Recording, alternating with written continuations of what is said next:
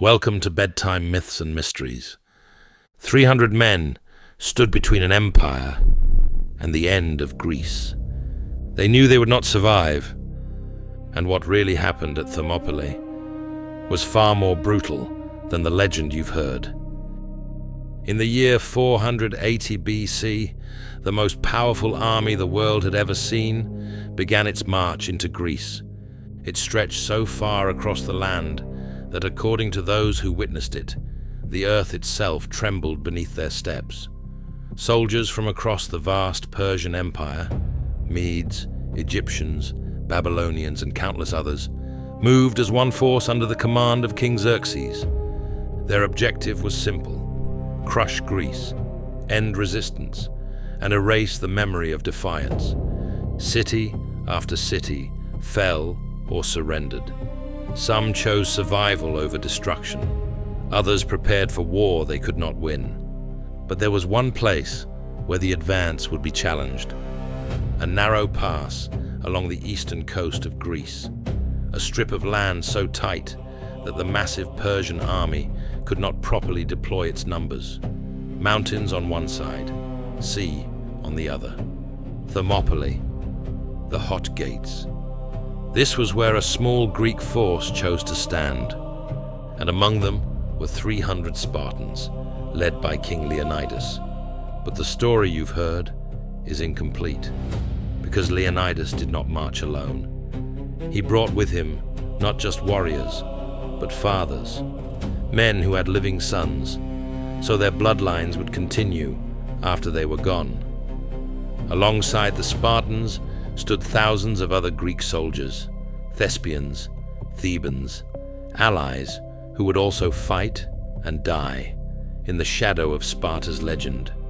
They all knew what this was: not a battle to win, but a line that must not break. When Xerxes' army finally reached Thermopylae, it was said that their numbers were so vast, their arrows could block out the sun. The Greeks answered simply, "Then we will fight in the shade." For days, the Persians attacked. Wave after wave crashed into the narrow pass, expecting to overwhelm the defenders through sheer numbers. But the terrain betrayed them.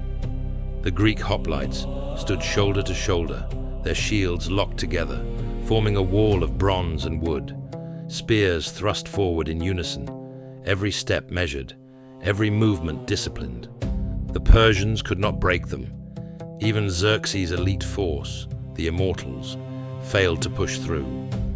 The ground became thick with bodies, the air heavy with heat, sweat, and the metallic scent of blood. Each assault ended the same way: the Greeks still standing, the Persians falling back. For a moment, it seemed impossible that a small force could hold against an empire. But wars are not decided by strength alone. They are decided by time and betrayal. Somewhere beyond the battlefield, a local man named Ephialtes revealed a secret path to the Persians, a route through the mountains, a way around the pass, a way to surround the Greeks. When Leonidas learned of this, everything changed. He understood immediately. The line would not hold. Not for long. And so, he made a decision that would echo through history. He ordered most of the Greek army to retreat, not out of fear, but so that they could live and continue the fight. What remained was a final force: the 300 Spartans, 700 Thespians who refused to leave, and a smaller contingent of Thebans. They stayed because someone had to. Because if the pass fell without resistance, the road to the rest of Greece would be open. Because their deaths could buy time, and time was everything. On the final day, the Persians attacked from both sides. There was no escape, no reinforcements, no hope of survival. The Greeks fought anyway. Their spears broke, so they drew their swords. Their swords shattered, so they fought with whatever remained: shields, hands, teeth, will. The discipline that had held the line for days gave way to chaos, but not surrender. They were pushed back, step by step, into a smaller and smaller space, until they reached a low hill. There, surrounded, they made their final stand.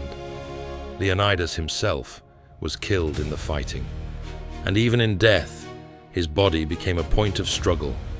Both sides fought over it, not for strategy, but for meaning. The Spartans would not abandon their king. The Persians would not allow him to become a symbol. The battle turned brutal, close, personal. This was no longer about tactics. It was about ending something, or preserving it. One by one, the defenders fell. The Thespians, often forgotten, stood their ground beside the Spartans until the very end. They were not ordered to stay. They chose to, and they died there, all of them. In the end, the Persian army did not win through strength.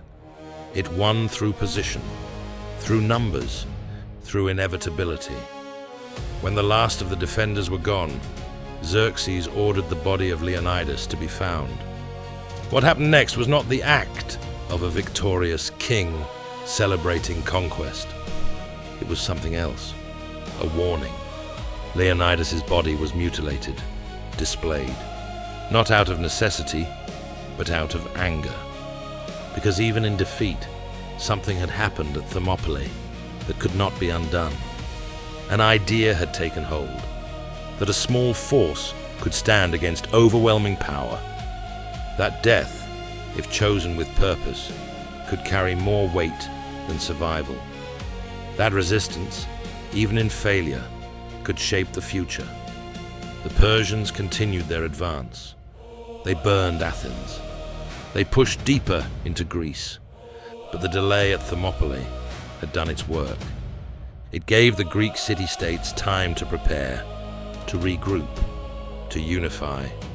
And months later, at the Battle of Salamis, the Persian fleet was dealt a devastating blow.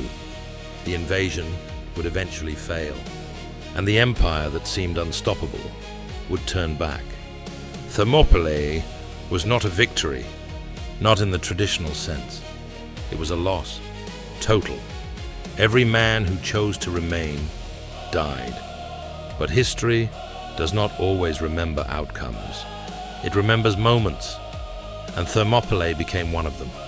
Not because of 300 Spartans alone, but because of all those who stood there, who held the line, who understood exactly what was coming, and did not step aside. Even now, the words remain, carved into stone, simple, unyielding. Stranger, tell the Spartans that we lie here, obedient to their laws. They were not the only ones, but they were the ones remembered. And sometimes, that is how history is written. If you want more stories where history feels this real, this close, this human, subscribe to Bedtime Myths and Mysteries, because the past isn't gone. It's still waiting to be heard in the silence after the last stand.